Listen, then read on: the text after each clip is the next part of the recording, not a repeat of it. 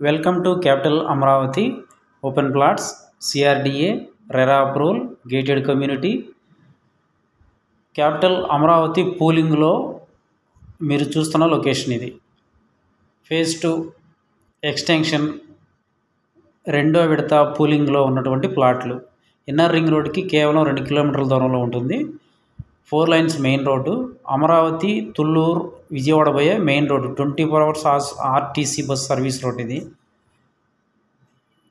Seed axis road number 3 E3 1 kilometre దూరంలో వెళ్తుంది. E5 3 కిలోమీటర్ల దూరంలో ఉంటుంది.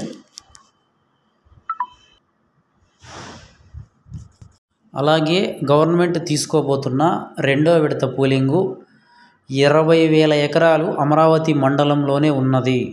కాబట్టి మా వెంచర్ రాజధాని పూలింగ్లో ఉన్నట్లే. ఇప్పుడు తీసుకున్న ప్రతి కస్టమర్కి కూడా రీసేల్ వాల్యూ చాలా బాగుంటుంది.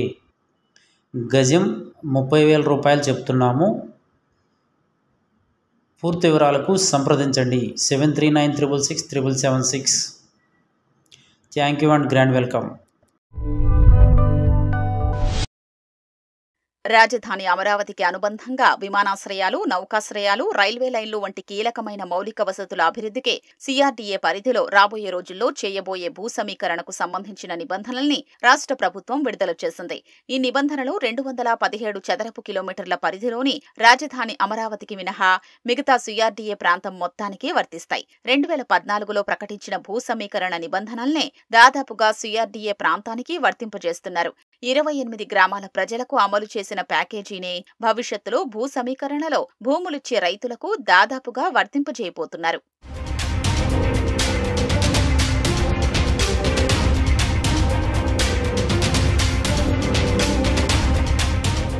పట్టా భూములకు మెట్ట భూములైతే అభివృద్ధి చేసిన లేఅవుట్లో ప్రతి ఎకరానికి 1000 గజాల నివాస, 250 చదరపు గజాల వాణిజ్య ప్లాట్ చొప్పున ఇస్తారు. జరీబు భూములకు ప్రతి ఎకరానికి 1000 చదరపు గజాల రెసిడెన్షియల్, 450 చదరపు గజాల కమర్షియల్ స్థలాలు ఇస్తారు. వివిధ కేటగిరీల అసైన్డ్ భూములకు అభ్యంతరం లేని అభ్యంతరకర ప్రభుత్వ భూముల్ని ఆక్రమించుకుని సాగు చేసుకుంటున్న వారికి కేటగిరీల వారీగా వేర్వేరు ప్యాకేజీలు ప్రకటించారు. తొలి సంవత్సరం మెట్ట భూములకు ఎకరానికి 30,000, జరీబు భూములకు ఎకరానికి 50,000 చొప్పున కౌలు చెల్లిస్తారు. మరుసటి ఏడాది నుంచి ఏటా 10% చొప్పున కౌలు మొత్తం పెరుగుతుంది. పట్టా భూములు 1954 సంవత్సరానికి ముందు, ఆ తరువాత అసైన్ చేసిన భూములు, మాజీ సైనికులు, రాజకీయ బాధితులు, స్వాతంత్ర సమరయోధుల భూములకు మాత్రమే ప్రభుత్వం కౌలు చెల్లిస్తుంది. మిగతా కేటగిరీల భూములకు కౌలు వర్తించదు. నిమ్మ, సపోటా, జామ వంటి తోటలు ఉన్న భూములకు 1,00,000 చొప్పున పరిహారం చెల్లిస్తారు. ఇది ఒకసారి వర్తిస్తుంది. భూ సమీకరణలో భూములు తీసుకునే గ్రామాల్లోని భూమి లేని నిరుపేదలు, వ్యవసాయ కూలీలు ఉపాధి కోల్పోతారు. కాబట్టి వారికి నెలకు 5,000 రూపాయల చొప్పున 10 ఏళ్ల పాటు ప్రభుత్వం పింఛను చెల్లిస్తుంది.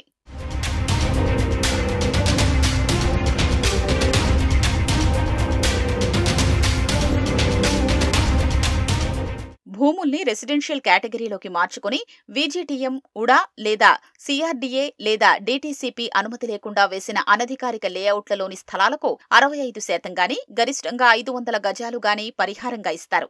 భూ సమీకరణ నిబంధనలు అమల్లోకొచ్చే నాటికి ఉన్న లేఅవుట్లకే ఇది వర్తిస్తుంది. అనుమతితో వేసిన లేఅవుట్లను భూ సమీకరణ నుంచి మినహాయిస్తారు. గ్రామకంఠం, అగ్రహారం, అబాది, విలేజ్ సైట్లను భూ సమీకరణ నుంచి మినహాయిస్తారు. వాటి సరిహద్దుల్ని విలేజ్ మ్యాప్లు, ఫీల్డ్ మెజర్మెంట్ బుక్లు, రీసెటిల్మెంట్ రిజిస్టర్ల ఆధారంగా నిర్ణయిస్తారు.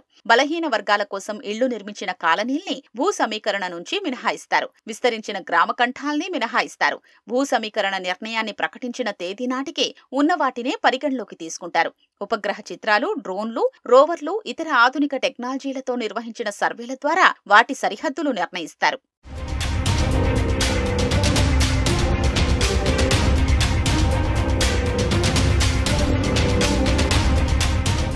భూ సమీకరణలో భూములిచ్చే రైతులు ప్రస్తుతం వ్యవసాయం చేస్తూ పట్టాదారు పాసు పుస్తకం, టైటిల్ డీడ్ ఉంటే కుటుంబానికి గరిష్టంగా 1,50,000 వరకు వ్యవసాయ రుణాన్ని మాఫీ చేస్తారు.